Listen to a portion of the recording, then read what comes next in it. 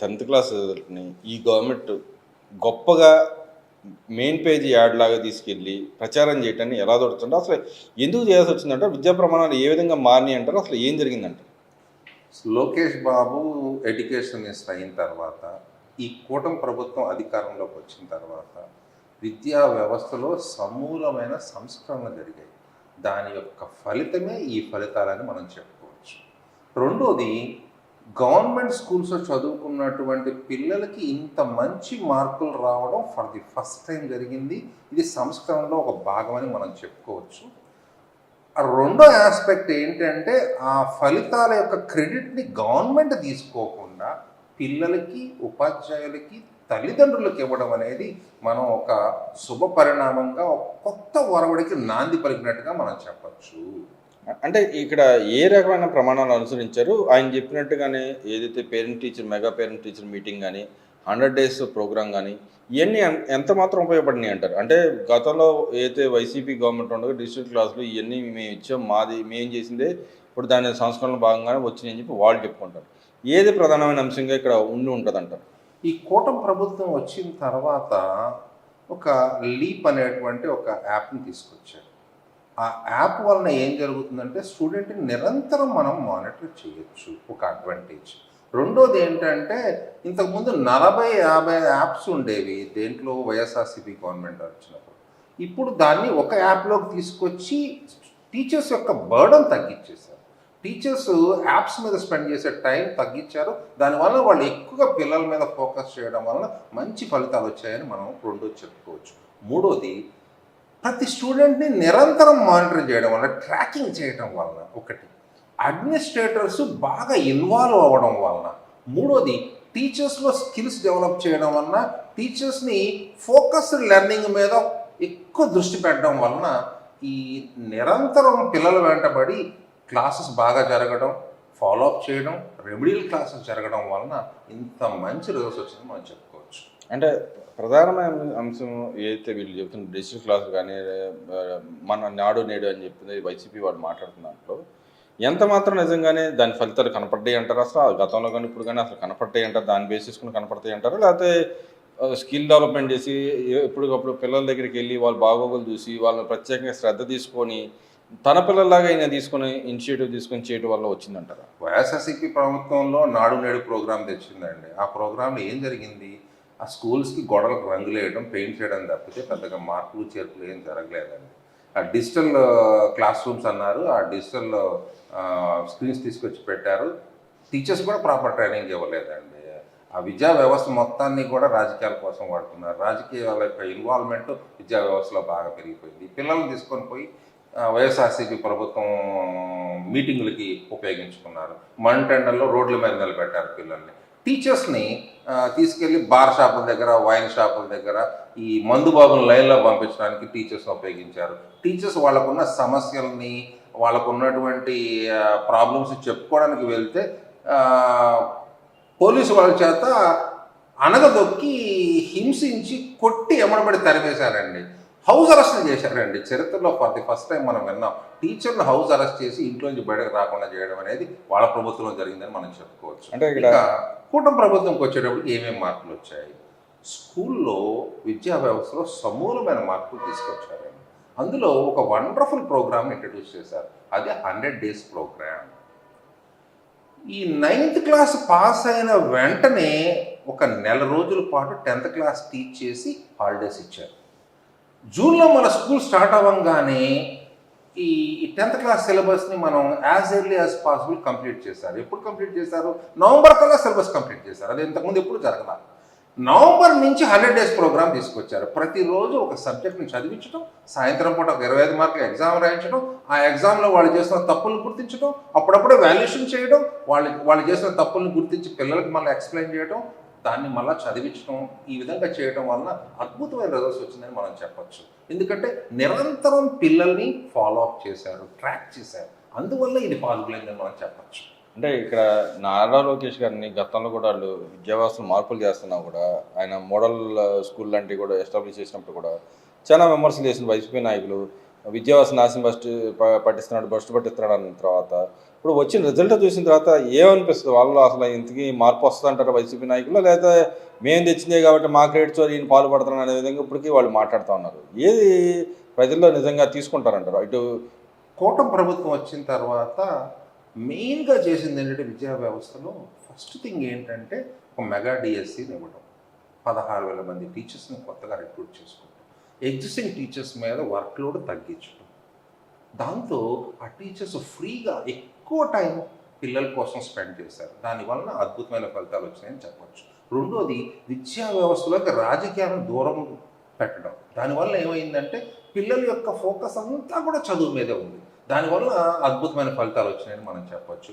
మూడో థింగ్ ఏంటంటే mega parent teacher meeting organise చేయడం. ఈ ఆర్గనైజ్ చేయడం వల్ల ఏమవుతుందంటే టీచర్స్కి, ఎడ్యుకేషన్ డిపార్ట్మెంట్లో పనిచేసే ఆఫీసర్స్కి, పేరెంట్స్ మధ్య ఒక సింక్రనైజేషన్ రావడం వలన, ఈ మెగా మీటింగ్ వలన ఏమవుతుందంటే తల్లిదండ్రులు వాళ్ళకు ఉన్నటువంటి సమస్యలు చెప్పుకునేవాళ్ళు, టీచర్స్ని వాటిని నోట్ చేసుకోవటం, దాన్ని వాళ్ళ యొక్క ప్రాబ్లమ్స్ సాల్వ్ చేయడం, అడ్మినిస్ట్రేటర్స్ నిరంతరం ట్రాక్ చేయడం వలన ఈ ముగ్గురు మధ్య ఉన్నటువంటి ఆ సంయుక్త ప్రణాళిక వలన ఇంత మంచి అద్భుతమైన రిజల్ట్స్ వచ్చిందని మనం చెప్పచ్చు. అంటే క్రెడిట్ చోరీ ఎవరిదంటారు ఇక్కడ? ఈ వైఎస్ఆర్సీపీ వాళ్ళు ప్రతిదీ ఈ ప్రభుత్వం చేస్తూ, కూటమి ప్రభుత్వం చేస్తూ ప్రతి సక్సెస్ని మాదే అని చెప్పి వాళ్ళు క్రెడిట్ చోరీ చేయడానికి ప్రయత్నిస్తున్నారు. దీనివల్ల నవ్వులు పాలు అవుతున్నారు తప్పితే దీనివల్ల ప్రజలు దీన్ని వీళ్ళ మాటలు ఎవరు కూడా విశ్వసించట్లేదు అనేది ప్రజలు అర్థం చేసుకోవాలి. మరి ఇక్కడ భ్రష్టు పట్టించారని కూడా పదే పదే మాట్లాడుతూ ఉన్నారు కదా, నిజంగానే భ్రష్టు పట్టించిన ఫలితాలు అయ్యి అంటారు, లేకపోతే సంస్కరణ ఫలితాలు అయ్యి అంటారు? ఇవి నేను చెప్తున్నాను కదా, లోకేష్ బాబు గారు ఈ మంత్రిగా వచ్చినప్పటి నుంచి, ఎడ్యుకేషన్ మినిస్టర్గా వచ్చినప్పటి నుంచి, అలాగే కూటమి ప్రభుత్వంలో అలాగే అధికారులు బాగా పనిచేయడం వలన, టీచర్స్ ఎక్కువగా ఇన్వాల్వ్ అవ్వడం వలన, టీచర్స్ నిరంతరం పిల్లల్ని మానిటర్ చేయడం వలన, మధ్యాహ్న ఆహార పథకం బాగా ఇంప్లిమెంట్ చేయడం వలన, తల్లికి వందనం ద్వారా డబ్బులు మనం అందించడం వలన తల్లిదండ్రులు పిల్లల్ని బాగా రెగ్యులర్ స్కూల్ పంపించారు, టీచర్స్ రెగ్యులర్గా పాఠాలు చెప్పారు, ఈవెన్ సండేస్ కూడా క్లాసెస్ చెప్పిన అకేషన్స్ ఉన్నాయి. హాలిడేస్లో కూడా టీచర్స్ ఇన్వాల్వ్ అయ్యి తన సొంత పిల్లలకి ఎలా పాఠం చెప్పి ఎలా అభివృద్ధిలో తోడ్పడాలనుకున్నారో ఆ విధంగా టీచర్స్ పనిచేయడం వల్లనే ఈ రిజల్ట్స్ వచ్చిందని మనం చెప్పచ్చు. వైఎస్ఆర్సీపీ గవర్నమెంట్లో టీచర్స్ని ఎంత హరాస్ చేశారో, టీచర్స్ ఏ విధంగా గుణపాఠం చెప్పారో మనం మన ఎలక్షన్ రిజల్ట్స్ చూడొచ్చు. వాళ్ళు ఇక్కడ విజయవాడలో ధర్నాకు వస్తే తరిమి కొట్టారు, హౌస్ అరెస్టులు చేశారు. పాపం వాళ్ళు సొంత పనుల కోసం కూడా, అత్యవసర పనులు కూడా బయటకు పోలేని పరిస్థితి క్రియేట్ చేశారు. అలాగే వైన్ షాపుల, బార్ షాపుల దగ్గర నిలబెట్టి మందు బాబుల లైన్లో పంపించారు. ఎవరిది క్రెడిట్ చోరీ అంటారు ఇక్కడ? ఈ 200% వైఎస్ఆర్సీపీ క్రెడిట్ చోరీ. ఈ రాష్ట్రంలో ఏం జరిగినా, ఈ కూటమి ప్రభుత్వం ఏది మంచి ప్రాజెక్ట్ తీసుకొచ్చినా, ఇండస్ట్రీస్ తీసుకొచ్చినా, లేకపోతే ఏంటి ప్రజలకు సేవ చేసినా ఆ క్రెడిట్ అంతా మాదే అంటున్నారు. ప్రజలు దీన్ని నిశ్చితంగా గమనిస్తున్నారు, వీళ్ళని చేదరించుకుంటున్నారు, వీళ్ళు మాట్లాడుతున్న మాటల్ని నవ్వుకుంటున్నారు. ఇంత చెత్త ప్రతిపక్షాన్ని ఈ జీవితంలో ఎప్పుడు చూడలేదు అనేటువంటి ఫీలింగ్ ప్రజల్లో ఉంది. మరి అదేవిధంగా చూసుకుంటే దేశ రాజకీయాల్లో మా నాయకుడు ప్రభావితం చేసినట్టు ఎవరు ప్రభావితం చేయలేదు. పక్క రాష్ట్రంలో తమిళనాడులో కూడా టీవీకేతో పాటు మా నాయకుడు నడవటం మూలన, ఆయన సపోర్ట్ చేయడం వలన ఈరోజు గెలిచిందని చెప్పి, మా నాయకుడు ఫోటో పెట్టుకోవడం వలన గెలిచిందని చెప్పి పదే వాళ్ళు చెబుతూ ఉన్నారు. నిజం ఎంత ఉందంటే నిజంగా టీవీకే ఈయన పార్టీ సిద్ధాంతాలు కానీ ఈయన బొమ్మ పెట్టుకుని గెలిచిందంటారు, లేదా అక్కడ యువతలో ఏదైతే గతంలో ఉన్న చరిష్మా, సినిమా చరిష్మా కానీ అటు ఇచ్చిన వాగ్దానం వల్ల గెలిచాడంటారు? ఏమండి, ఒక ప్రైవేట్ ఫంక్షన్లో విజయ్ గారు ఈయన ఒక కామన్ ఫంక్షన్కి అటెండ్ అవ్వడం జరిగింది. ఆ ఫోటో ఏదో సోషల్ మీడియాలో కనిపిస్తుంది. ఆ ఫోటో పట్టుకొని ఈ వైఎస్ఆర్సీపీ లీడర్లు, వైఎస్ఆర్సీపీ కార్యకర్తలు ఏం చెప్తున్నారు, మా జగన్ అన్నతో ఫోటో దిగడం వల్లనే విజయ్ గెలిచాడు అంటున్నాడు. ఇంత చీప్ స్థాయికి దిగజారిపోతారని మేము అనుకోలేదు, ఎవరు అనుకోవట్లేదు. ఒకవేళ ఇంత నేమ్ ఫేమ్ ఉన్న వ్యక్తి అయితే మన రాష్ట్రంలోనే పాదయాత్ర చేశాడు, 5 సంవత్సరాలు పరిపాలించాడు. ఈయన చేసినటువంటి ఈ అరాచకాలకి ప్రజలు బుద్ధి చెప్పి 150 నుంచి 11కు తీసుకొచ్చారు. ఇలాగే ప్రచారం చేసుకుంటే 11 రేపు 0 అయ్యే అవకాశం కనిపిస్తుంది. అయినా ఈ రాష్ట్రంలో ఏడవలేనటువంటి ఒక నాయకుడు పక్క రాష్ట్రంలో ఏదో ఏడుస్తాడంటే ప్రజలు ఎవరు నమ్ముతారండి? అంటే వాళ్ళ సజ్జలు కూడా మాట్లాడుతారు, మా 11 సీట్లు అవసరం అయితే టీవీకి సపోర్ట్ చేస్తానని చెబుతున్నాడు. మరి ఇక్కడ ఎమ్మెల్యేలు అక్కడ ఎలా సపోర్ట్ చేస్తాను అనుకోవచ్చు? అలా కాదండి, ఆంధ్రప్రదేశ్ శాసనసభకి ఎన్నికలు 11 మంది ఎమ్మెల్యేలు. తమిళనాడు శాసనసభకి వెళ్ళి ఎలా సపోర్ట్ చేస్తారో, ఎలా ఓటేస్తారో వీళ్ళని వీళ్ళ యొక్క రాజకీయ అవగాహనకి వీళ్ళు చేస్తున్నటువంటి ఈ ప్రచారాన్ని చూసి ప్రజలు చేదరించుకుంటున్నారు. ఇంత ఆ, చిల్లరగా రాజకీయాలు చేస్తారని ఎవరు ఊహించట్లేదండి. అంటే ఇక్కడ మనం చూసుకుంటే ఇంకో మాటకు వస్తే ఆయన చెబుతున్నట్టుగానే అంతగా ప్రభావం అయితే ఇక్కడ ప్రభావం ఎందుకు తప్పిపోయిందంటారు? మరి గతంలో కొంతమంది డిఎంకే కూడా సపోర్ట్ చేసి వాళ్ళు రోజా గారు ప్రచారం చేసింది. అసలు ఈ అవినవ సంబంధాలు ఏంటంటారు? ఒక పక్కన జగన్మోహన్ రెడ్డి గారు ఏమన్నా టీవీకి సపోర్ట్ చేశాడు, మరి ఆమె దానికి సపోర్ట్ చేసింది. వాళ్ళ పార్టీ స్టాండ్ అసలు అసలు దాంట్లో ఉందంటారు, ఇన్వాల్వ్మెంట్ ఏముందంటారు ఆ ఎలక్షన్లో? అంటే యాక్చువల్గా ఏం జరిగిందంటే ఆ, ఎలక్షన్కి ముందు ఒపీనియన్ పోల్స్ ఏం చెప్పాయి, డిఎంకే గెలవబోతుందని చెప్పేసి ఒక ప్రచారం జరిగింది. ఇక ఆ ప్రచారాన్ని వీళ్ళు క్రెడిట్ పొందడం కోసం వీళ్ళ లీడర్లు రోజా గారు కానివ్వండి, చెవిరెడ్డి భాస్కర్ రెడ్డి గారు కానీ ఆ చిత్తూరుకి బోర్డర్లో ఉన్నటువంటి 2-3 డిఎంకే మీటింగ్లకు వెళ్ళి డిఎంకేని గెలిపించండి అని చెప్పి కోరుకున్నారు. ఒకవేళ కనుక డిఎంకే కనుక పొరపాటున గెలిచినట్టయితే ఆ క్రెడిట్ మొత్తం వీళ్ళే తీసుకునేవారు. కానీ అన్ఫార్చునేట్గా ఏం జరిగిందంటే టీవీకి పార్టీ గెలిచింది, విజయ్ గారు మెజారిటీ సీట్స్ తెచ్చుకున్నారు. మరి దాని క్రెడిట్ పొందడం కోసం టీవీకే పార్టీ యొక్క పాలసీని మేమే డెవలప్ చేశాం, టీవీకే పార్టీ గెలిచిందంటే మా జగన్ గారు ఫోటో ఉండడం వల్లే గెలిచిందని చెబుతున్నారు. కానీ ఒరిజినల్గా అయితే విజయ్ గారికి ఉన్నటువంటి మూవీ ఫేము, యువతలో ఉన్నటువంటి ఫాలో అప్, ఆయన ఇచ్చినటువంటి హామీలు, అలాగే యువతకి ఉద్యోగ అవకాశాలు కల్పిస్తాడు అనే దాన్ని ప్రజలు బాగా నమ్మారు. అలాగే ఎప్పటి నుంచో ఉన్న ఈ ద్రవిడియన్ పార్టీస్ 2 పార్టీలకి కుటుంబ పాలన నడుస్తుంది. ఒక థర్డ్ వ్యక్తి వచ్చాడు, ఒక వ్యాక్యూమ్ వచ్చింది. ఈ వ్యక్తిని కూడా ఒకసారి గెలిపించుకుంటే మనకు అభివృద్ధి తీసుకొస్తాడు, మనకు ఏదన్నా మంచి చేస్తాడు, తమిళనాడు అభివృద్ధిలో పాటుపడుతుంది అని చెప్పి దృష్టితో మొట్టమొదటిసారిగా ద్రవిడియన్ పార్టీస్ని పక్కన పెట్టి విజయ్కి ఓట్లేసి విజయ్ని గెలిపించారు. కానీ ఈ జగన్మోహన్ రెడ్డి ఫోటోలు ఉండడం వలన, లేదా జగన్మోహన్ రెడ్డితో పాటు పార్టీ అటెండ్ అవ్వడం వలన, లేదా జగన్మోహన్ రెడ్డి యొక్క ఫేమ్ వలన అక్కడ ఒక్క సీటు కాదు, ఇక్కడే 11 సీట్లు వచ్చినాయి. ఇంకా అక్కడే ఎట్లా గెలుస్తాడు? మన రాష్ట్రంలో ఏడవలేదు కానీ పక్క రాష్ట్రంలో ఏడుస్తాడు. అంటే ఇక్కడ చూసుకుంటే ఏ పార్టీ కన్నా ప్రతిపక్ష నాయకుడు పద్ధతిగా సీట్లు వచ్చే అవకాశం ఉంది. అసలు వైఎస్ఆర్సీపీకి దేశంలోనే ఎక్కడ ప్రతిపక్ష నాయకుడు హోదా కానీ ప్రతిపక్ష నాయకుడి స్థాయి యొక్క సీట్లు కూడా రాకపోవటాన్ని ఎలా చూడవచ్చు అంటారు? ఇక్కడ ఆయన మరి చెప్పుకుంటున్నాడు, గొప్పలు చెప్పుకుంటున్నాడు పక్క రాష్ట్రంతో పోల్చుకున్నప్పుడు. మరి పక్క రాష్ట్రంలో డిఎంకే కానీ అన్న డిఎంకే ప్రతిపక్ష నాయకుడు హోదాకి సంబంధించిన సీట్లు తెచ్చుకోవడం జరిగింది. మరి ఈయన ఎందుకు తెచ్చుకోలేనాడు? ఇప్పుడు క్రెడిట్ స్టోరీ అని చెప్పి మళ్ళీ ఎందుకు పోరాడుతున్నాడు అంటారు? సార్, మన భారతదేశంలో ఏ రాష్ట్రంలో చూసినా ప్రతిపక్ష హోదా లేనటువంటి పార్టీ ఏదన్నా ఉందంటే వైఎస్ఆర్సీపీ పార్టీ అని మనం చెప్పుకోవచ్చు. ఇది వాళ్ళు వై నాట్ 175 అంటే 11 సీట్లు కన్ను లొట్లో పోయి గెలిచారు. ఏదో నేరో మార్జిన్తో ఆ 11 సీట్లు తెచ్చుకున్నారు. ప్రతిపక్ష హోదా కూడా ఇవ్వాల ఈ ఆంధ్రప్రదేశ్ ప్రజలు. అయినా కానీ వాళ్ళలో ఇంకా మార్పు రాలా. ఇంక ఏంటంటే వీళ్ళు ప్రతిపక్షంలో ఉండి కూడా ప్రభుత్వం చేసే మంచి పనులు కూడా అవహేళన చేస్తూ, క్రెడిట్ చోరీ చేస్తూ, నిర్మాణాత్మక రోల్ని ప్లే చేయకుండా, ప్రజల సమస్యలు తెలుసుకోకుండా, ప్రజల సమస్యల మీద పోరాడకుండా ఒక బ్లూ మీడియా అని ఒక దాన్ని అడ్డం పెట్టుకొని లేనటువంటి వాటిని సృష్టించి అపోహలు కల్పించి గోబెల్ ప్రచారాలు చేస్తున్నారు.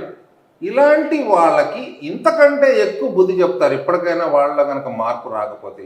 2029 ఎలక్షన్లో అయితే ఈ 11 ఉంటాయనేది నమ్మకం కూడా కలగట్ల ప్రజలకి. ఎందుకంటే ఈ విధంగా కనుక నెక్స్ట్ 2 years 3 years కనుక ఉన్నారనుకోండి, కూటమి ప్రభుత్వం యొక్క అభివృద్ధి, కూటమి ప్రభుత్వం యొక్క సంస్కరణలు, కూటమి ప్రభుత్వం యొక్క ఫారిన్ ఇన్వెస్ట్మెంట్స్, ఈ రాష్ట్ర అభివృద్ధి కోసం వాళ్ళు చేస్తున్న కృషిని కనుక మనం కనుక చూసినట్లయితే ఈ 11 కూడా వచ్చేటట్టు కనపడలేదు. అదేవిధంగా చూసుకుంటే వాళ్ళ క్యారియర్ లాంటి సంస్థలు కానీ ఇంకో పక్కన పెట్టుబడులు తీసుకురావడంలో సాధించిన దాని గురించి ఏం చెప్తారు? ఇంకో పక్కన ఏదైతే విశాఖ రైల్వే జోన్ కూడా తీసుకురావడం జరిగింది. అంటే గతంలో వాళ్ళు మేము తెచ్చిన ల్యాండ్ మేము ఇచ్చని చెప్తా అంటున్నారు, కానీ దాన్ని బయటికి తీసుకొచ్చి ఏదైతే గవర్నమెంట్ సెక్టర్లో ఇన్వాల్వ్మెంట్ చేయడానికి కూడా ఈ గవర్నమెంట్ వచ్చిన తర్వాత కృషి చేశారు. నిన్న మీటింగ్లు కూడా ర్యాండంగా జరిగిన వారం చూసిన పరిస్థితి. ఇప్పుడు కూడా మా క్రెడిట్ అని చెప్పి దాని మీద కూడా వాళ్ళు చెప్పుకోవడానికి చూస్తాం. ఓవరాల్గా ఈ 2 విషయాల మీద అంశాల మీద ఏం చెప్తారు? విజయవాడ రైల్వే జోన్ అనేది రాష్ట్ర విభజనలో ఉన్నటువంటి బిల్లో ఉన్న ఒక అంశం. 2014 నుంచి 19 వరకు కూడా చంద్రబాబు నాయుడు గారు కానీ లేకపోతే లోకేష్ బాబు గారు కానీ ఢిల్లీ వెళ్ళినప్పుడల్లా ప్రతిసారి కూడా ఈ విషయం మీద ప్రధానమంత్రి గారిని, రైల్వే మంత్రి గారిని, అలాగే హోమ్ మినిస్టర్ గారిని ప్రస్తావించడం జరిగింది. నంబర్ ఆఫ్ ప్రెస్ మీటింగ్స్ పెట్టారు ఢిల్లీలో. ఏం మాట్లాడాం, ఏం అడిగాం ప్రభుత్వాన్ని, కేంద్ర ప్రభుత్వాన్ని, మనకేం ఇస్తారని హామీ ఇచ్చారు, దీని మీద నంబర్ ఆఫ్ ప్రెస్ మీట్స్ పెట్టారు, మీరు చూడొచ్చు ఒకసారి. అలాగే ఫేజ్ 2లో అంటే మొన్న రెండోసారి కూటమి ప్రభుత్వం వచ్చిన తర్వాత, తెలుగుదేశం ప్రభుత్వం వచ్చిన తర్వాత కూడా ఢిల్లీ పోయినప్పుడల్లా చీఫ్ మినిస్టర్ గారు కానీ, లోకేష్ బాబు గారు కానీ ఈ బీజేపీ ప్రభుత్వాన్ని, కూటమి ప్రభుత్వాన్ని రిక్వెస్ట్ చేయడం వల్ల, నెంబర్ ఆఫ్ టైమ్స్ దాన్ని ఫాలోఅప్ చేయడం వల్ల ఈ కొత్త రైల్వే జోన్ ఏర్పడిందని మనం చెప్పొచ్చు. ఇందులో వైఎస్ఆర్సీపీ యొక్క కాంట్రిబ్యూషన్ 0% అని చెప్పొచ్చు. ఎందుకంటే జగన్ బాబు ఎప్పుడు ఢిల్లీకి పోయినా తన కేసుల నుంచి తనను రక్షించుకోవడం కోసం పాటుపడ్డాడు, కానీ ఈ రాష్ట్ర అభివృద్ధి కోసం, ఈ రాష్ట్రంలో ఇండస్ట్రీస్ తేవడం కోసం, ఈ రాష్ట్రంలో రావాల్సినటువంటి పెట్టుబడుల మీద, రాష్ట్రానికి రావాల్సిన వాటా మీద ఒక్క రోజు కూడా కేంద్ర ప్రభుత్వాన్ని ప్రశ్నించింది లేదు, అడిగింది లేదు. ఏం అడిగాడు, ఏం తీసుకొచ్చాడు అనేది ఏ రోజు కూడా ఒక ప్రెస్ కాన్ఫరెన్స్ పెట్టాల. ఢిల్లీకి పోవడం, ఈయనకున్నటువంటి బాసాదులు చెప్పుకోవడం, నన్ను అరెస్ట్ చేయదు స్వామి, నన్ను కాపాడండి స్వామి అని చెప్పి బతిలాడుకోవడం, మళ్ళీ ఆంధ్రప్రదేశ్ రావడం. ఏ రోజన్నా ఒక్క రోజన్నా ప్రెస్ కాన్ఫరెన్స్ పెట్టి నేను ఇది అడిగాను, వాళ్ళు ఇది ఇస్తా ఉన్నారని ఏ రోజున చెప్పాడా? ప్రజలందరూ కూడా దీన్ని గమనిస్తున్నారండి.